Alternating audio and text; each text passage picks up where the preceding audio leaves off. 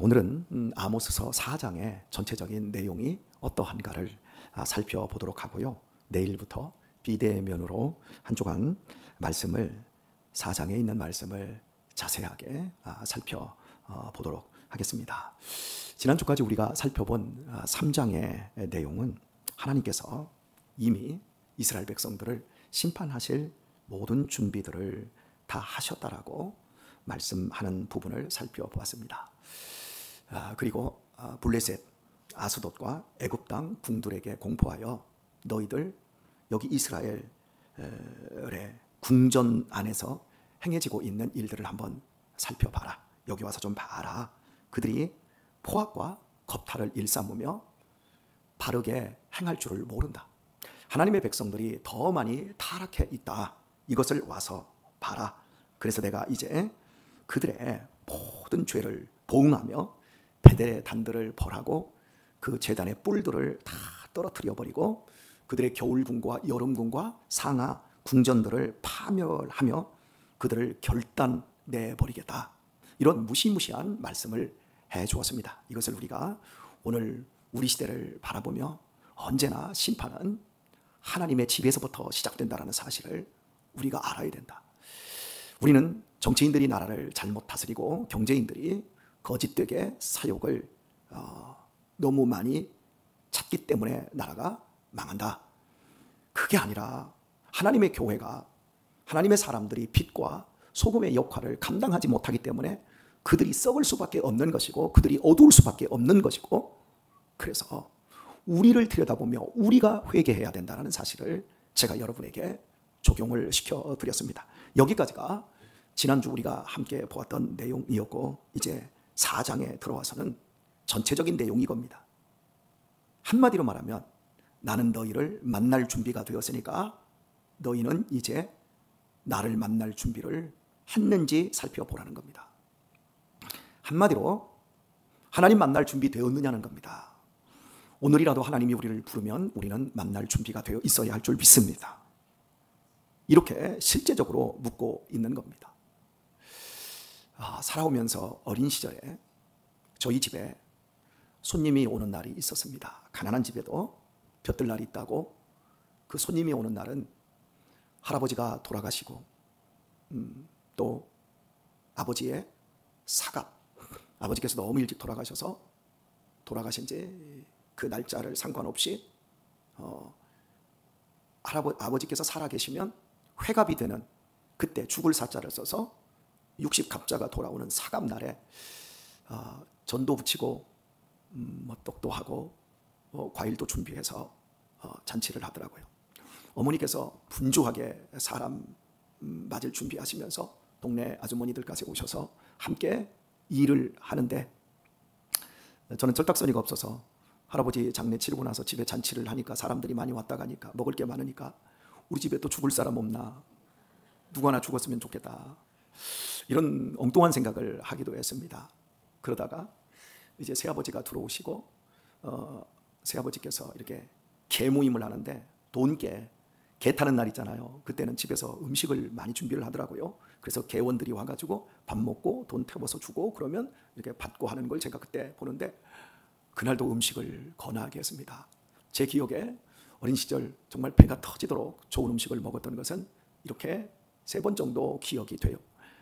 갯날이 되는 아침에 그렇게 맨날 술이나 드시던 아버지께서 마당에 잡초를 뽑으라느니 화장실에 가서 맷재를 가지고 왕겨를 가지고 화장실에 그 더러운 그 밑에 올라와 있는 그 누런 그 덩어리들 있잖아요. 그 위에다가 왕겨를 다 붓고 그러면서 청소도 하시고 음식 준비하시고, 개원들이 온다고 그렇게 삐까번쩍할 것도 없지만 최선을 다해서 준비하는 것을 보았습니다. 그러다가 이제 초등학교 들어가서 늘 청소를 하고 그러는데 장학관이 오는 날이 있어요. 아시죠 여러분? 장학관이 오는 날은 유리창을, 옛날에는 지금은 세정제 같은 거 뿌리고 싹 하지만 예전에는 막 입김 불어가지고 그거 다 닦는데도 잘 안 닦아지고, 어쨌든 바닥에 막 아주까리 기름 가져다가 반들반들하게 하고, 아주까리 기름이 없으니까 집에서 어떤 친구는 들기름 가져와서 들기름으로 해가지고 바닥 반들반들하게 닦고, 여러분들도 기억나실 거예요.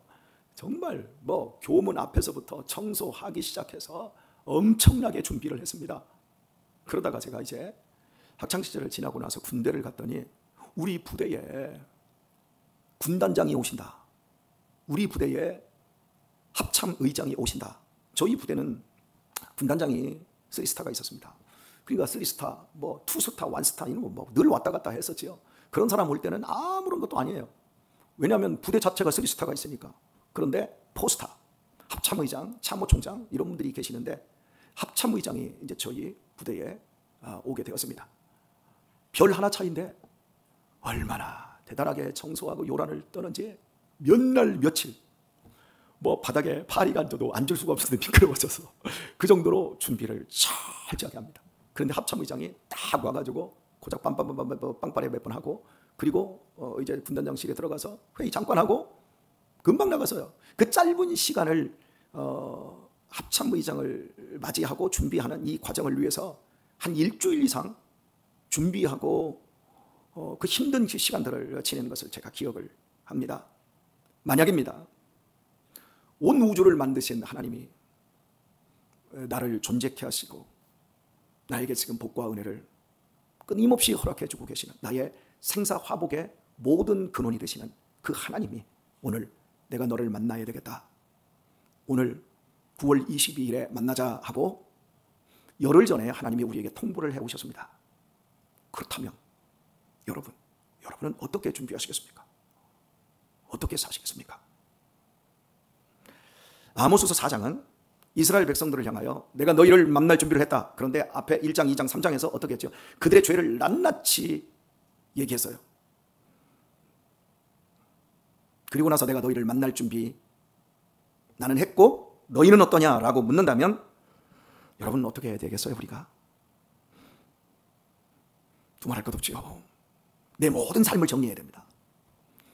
내 모든 삶을 다 돌아보아서 정말 쓸어낼 것 쓸어내고 버릴 것 버리고 채워놓을 것 채워놓고 1.1획도 내 안에서 흠이 발견되지 않도록 철저하게 준비할 것입니다. 이스라엘 백성들에게 지금 그렇게 기회를 주고 계십니다. 그런데 이스라엘 백성들은 4장을 보게 되면 너무나 완고하여 꿈쩍하지도 않는 거예요. 만날 준비해라 그러는데 아니요, 싫어요. 그러면서 여전히 사치하고 불의하고 포악하고 더럽고 추잡하고 하나님의 말씀도 하나님의 징계도 하나님의 재앙도 아무런 효과가 그들에게 없었습니다. 그것을 이제 우리가 본문에서 살펴보게 되어집니다. 구체적으로 본문의 내용은 한 4개의 파트로 나뉘어져 있는데 첫 번째로 보게 되면 1절에서 3절까지는 바산의 암소들아 이 말을 들으라 그래요.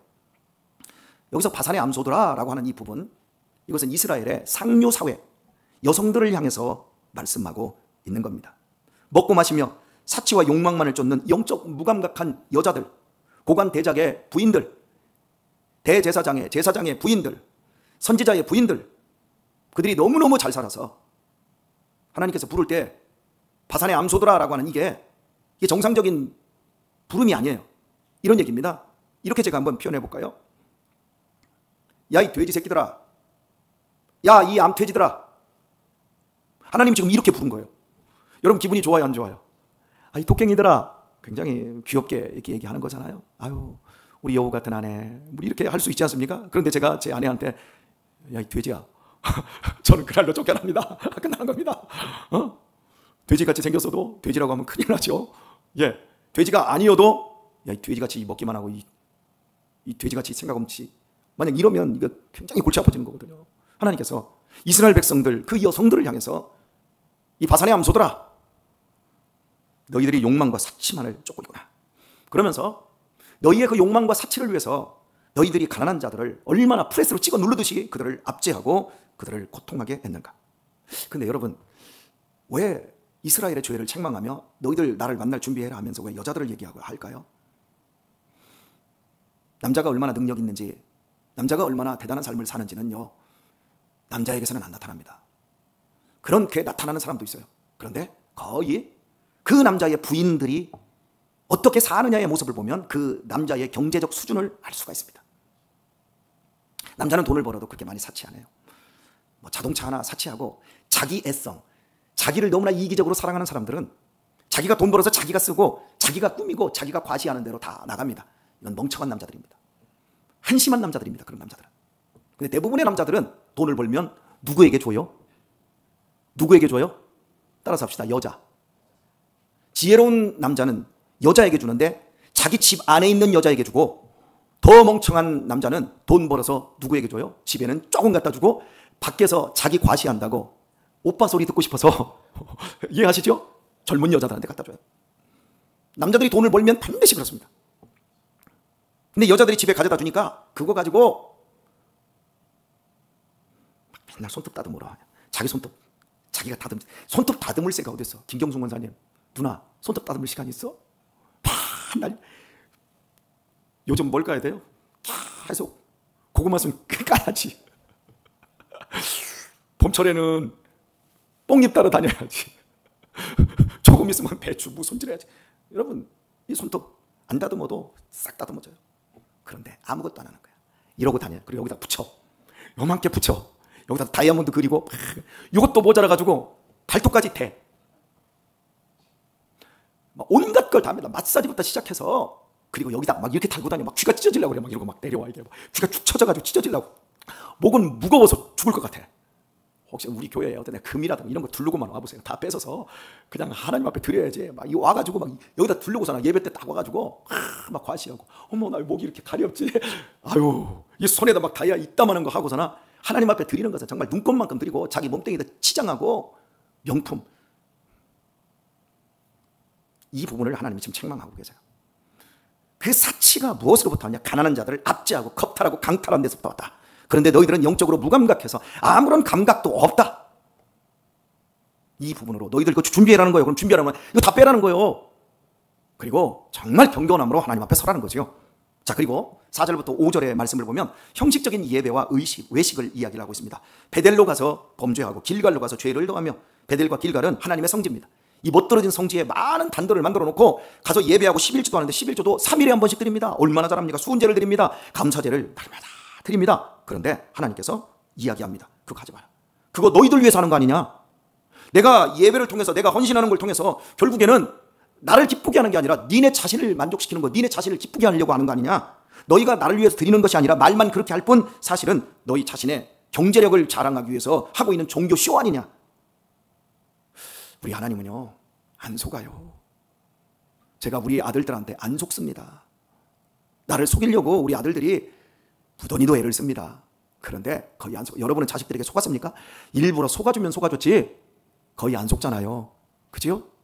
하나님은 더해요. 진정한 제사.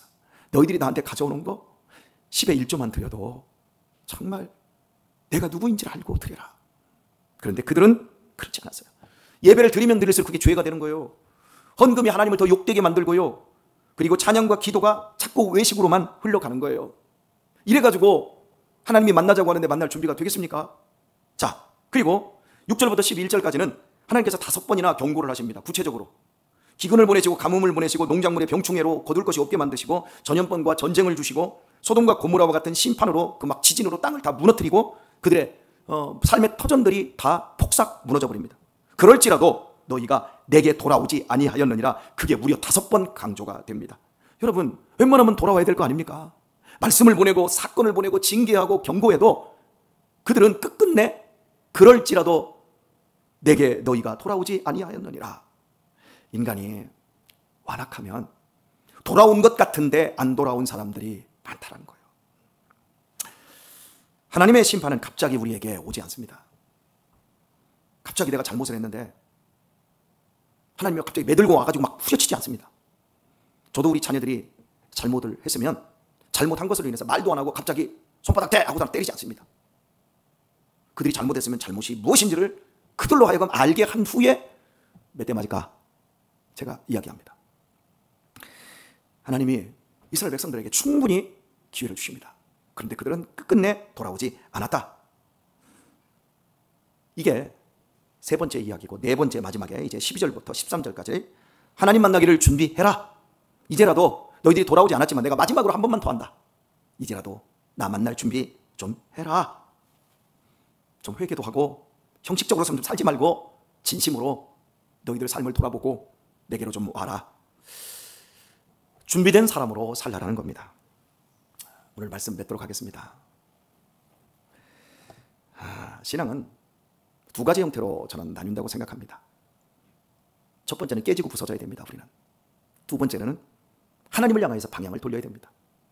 죄가 뭡니까? 자기 주관성이에요. 자기 중심성이에요. 자기 옳은 대로 생각해요. 자기 소견대로 살아요. 말씀을 얘기해요. 11조도 드리고요. 그리고 온갖 예배 베델도 가고 길갈도 찾아가요. 정말 최선을 다해서 믿음 생활해요. 그런데 깨지고 부서지지 않은 사람은 결국 그 모든 것들을 자기를 위해서 해요.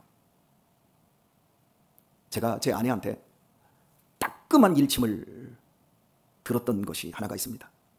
제가 밥을 잘 사요. 목사님들 세계에서 어지간하면 제가 밥을 삽니다.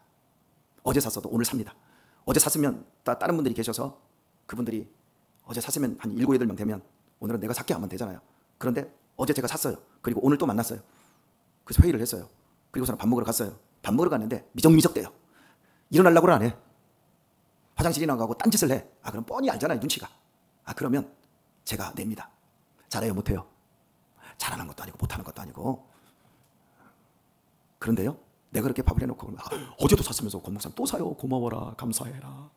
그 얘기합니다. 그러면 남는 게 돈밖에 없어요. 이러고 말아요. 그리고 나서 집에 와서 괘씸한 거예요. 제 아내한테 얘기하는 거예요. 여보, 어제도 샀는데 오늘 또 샀네. 이번 주만 40만 원 썼네. 밥값으로만. 그럼 인간들 왜 그러지? 제 아내가 저를 많이 쳐다보고 있어요.